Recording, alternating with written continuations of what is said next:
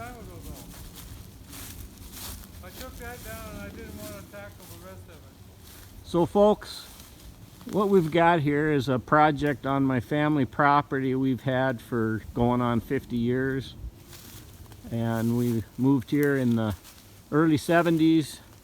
And this is a old growth oak forest with a significant maple, a little bit of aspen, birch, lots of black cherry, but really dominated by pin oak. And these big old oaks have started coming down. They've reached or exceeded normal rotation age, so this one here is probably a good 130 going on that at least. Most of these have root rot in them,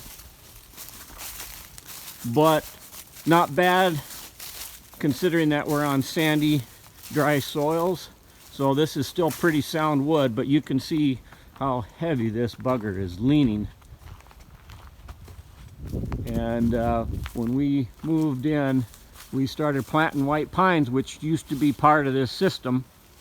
And now they've gotten real big. This particular tree has got to be a good 50, 60 feet tall. It's now taller than the old growth oaks. And this oak has been threatening this pine. And my dad's been having nightmares about how to deal with this tree for nearly 30 years. So we're going to tackle it. And you can see she's really leaning hard, just really hard into that white pine, just directly into it.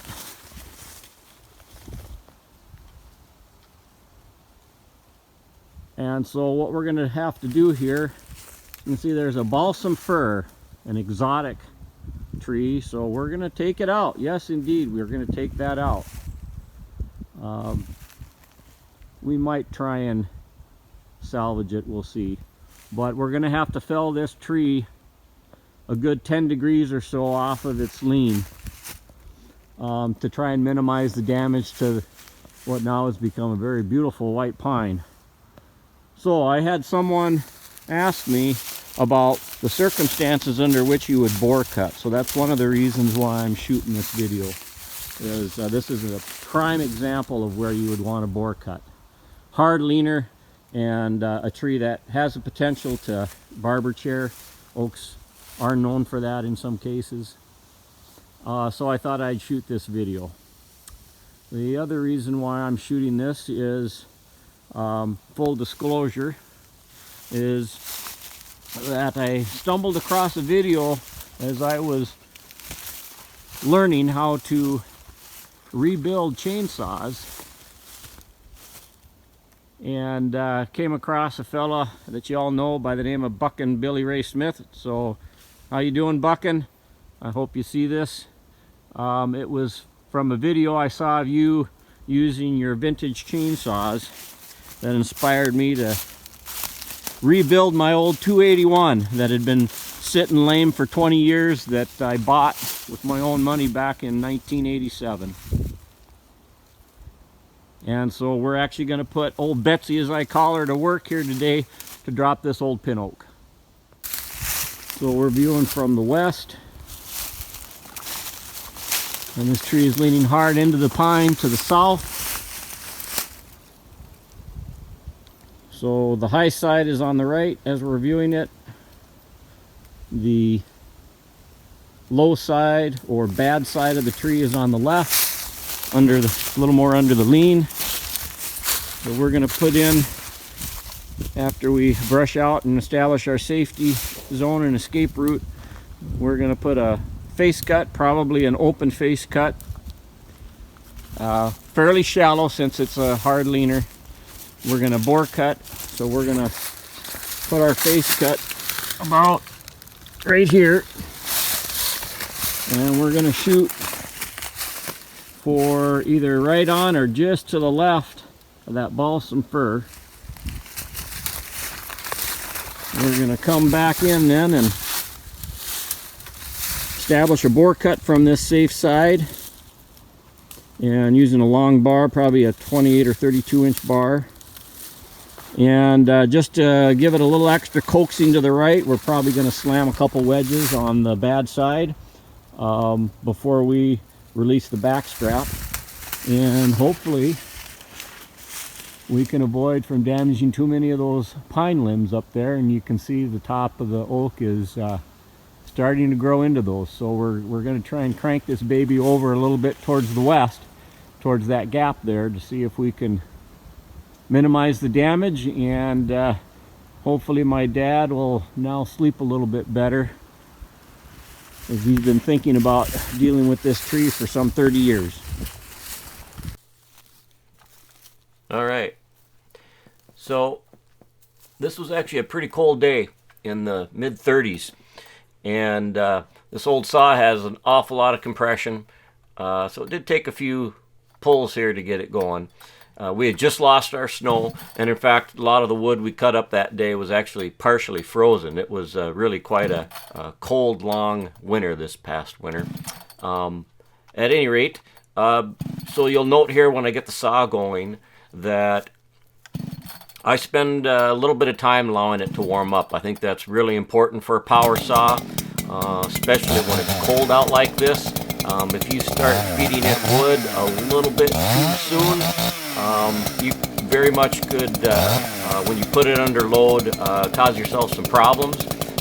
So it's a good idea to give it at least a good minute or more to warm up, and rev it up, throttle it here and there.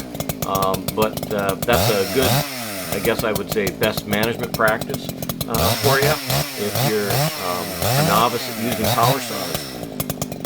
Now, as I said earlier, this is a 281 XP 1987 model that I bought when I was a kid, and I rebuilt it last winter, and it had really turned into a turd saw. Hadn't run for some 20 years, but I was able to rebuild it using all mostly OEM parts, with the exception of a couple of the upgrades I put on it, and fortunately was able to use the original cylinder, piston, crankshaft, and crank bearings. Really the biggest change I made to it was modifying the muffler with a double barrel muffler and putting a high top filter and aftermarket cover on it. You will notice I'm using a fairly long bar. I think that's a 32-inch bar, and at the time I was using a Stihl Rapid Super full chisel chain. When I bought that saw in the 80s, I quickly learned the advantage of using a very long bar. Would really save your back, and I've benefited from that immensely as I've aged into my 50s. But one thing I did notice when familiarizing myself with this saw again was that you have to be very careful when running a long bar, and that bar was probably the max that this saw can handle. Is you have to pay close attention to the tooth configuration. This particular saw chain is really quite grabby, full comp chain, and I probably had the rakers maybe a little bit too low. Notice, for those of you that aren't used to power saws, what I'm doing here is I'm determining my intended lay using the gunning sights. There's a couple marks there on the saw, and I find that far too many people fail to use those, and if you use them correctly, you can be fairly accurate in lining up your face cuts. So getting back to the bar and chain, you can see right now I'm getting a little frustrated immediately out of the gate. There's some tuning issues I had to resolve with this saw, but also that chain was so grabby at that bar length that I needed to do some adjustments. So over the course of the spring, I experimented with some different sharpening techniques and raker heights, but ultimately by the end of the summer started using a skip tooth chain. And so for these big muscle saws and you're running long bars, it's really a good idea to consider a half a skip or full skip chain, and you'll find that you'll have fewer issues with the chain grabbing. And as you see the face cut here play out, you'll notice that I ended up having to correct the face cut, which isn't uncommon even for an experienced faller. But I had some other challenges getting that face cut in due to how grabby this chain is. And although it didn't exhaust me, you can tell that there's a fair amount of effort I had to expend to be able to get that face cut cleaned up. So just a word of caution, any chainsaw you're using, but particularly these large heavy power saws, it's really important to make sure that you've got your chain dialed in so that it doesn't cause you any issues. That's particularly important when you're committing to your back cut. If you're chasing a cut and going to be steering a tree, you can ill afford that saw to bog down on you when you're doing a back cut.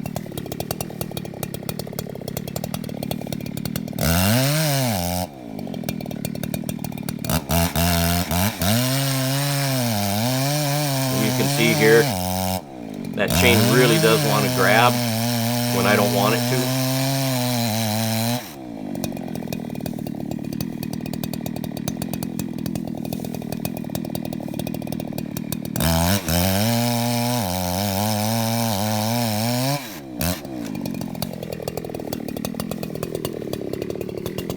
So here I'm just assessing my face cut from afar, seeing that I needed to level it up.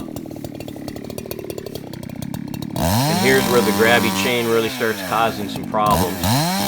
You should be able to shave minor amounts off of your face cuts to correct them and fix Dutchmans without any issues. And here you can see and hear how that saw is grabbing and bogging down. Largely was solved by improving my raker height as well as eventually moving to a full skip chain, as I mentioned earlier. So it takes me a little bit of time here to get things cleaned up, and much more time than it would normally than if I had been using the correct chain to begin with.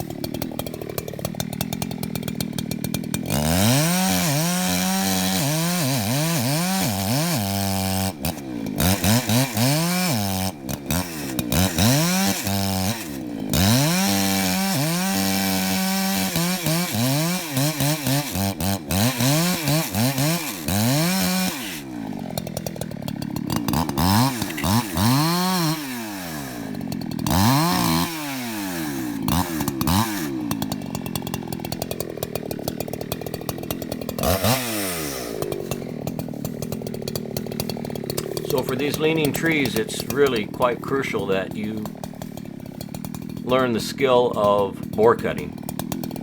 And so here I'm about to punch in the bore cut, and so that is one means to do a back cut, but is the really the safest way to handle a severely leaning tree. Those leaners are the ones that have the greatest potential for barber chair. And more than a few sawyers have been injured or killed from barber chairing of the trees that they were working on. And you're always going to work on the safe side or high side of the stump. Now you'll notice here my bore cut is angled up a little bit, and so that's a mistake.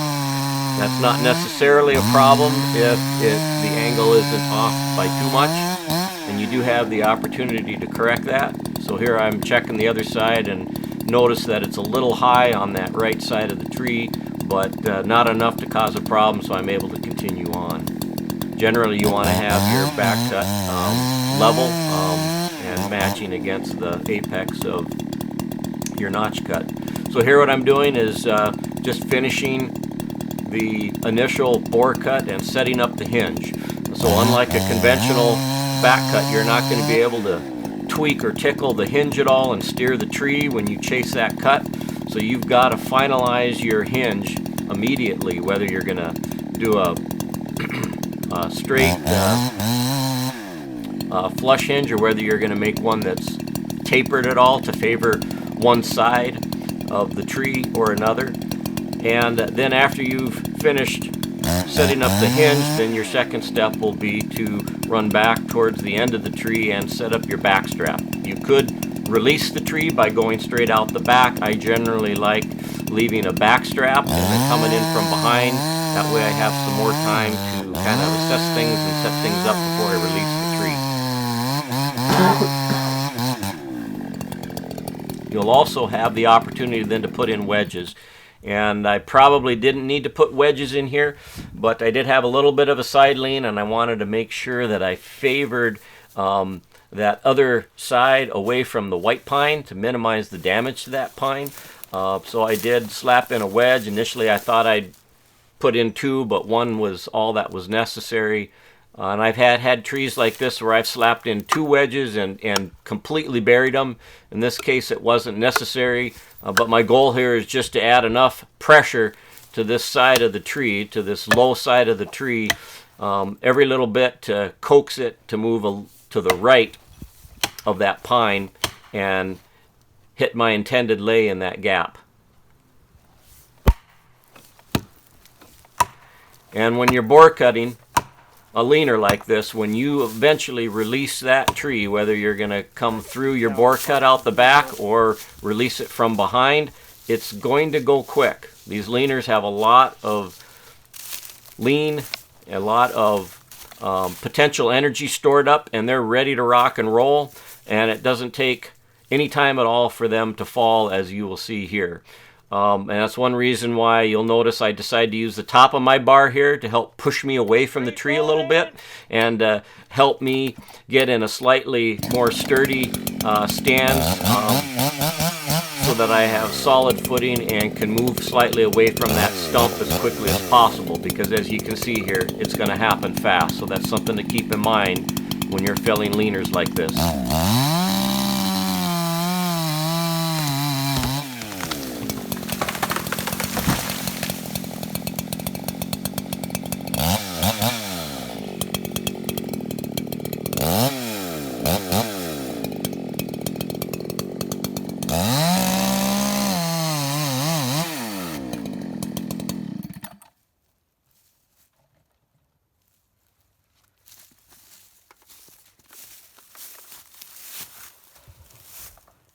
Alright, there's the aftermath. So what do you think after 30 years of,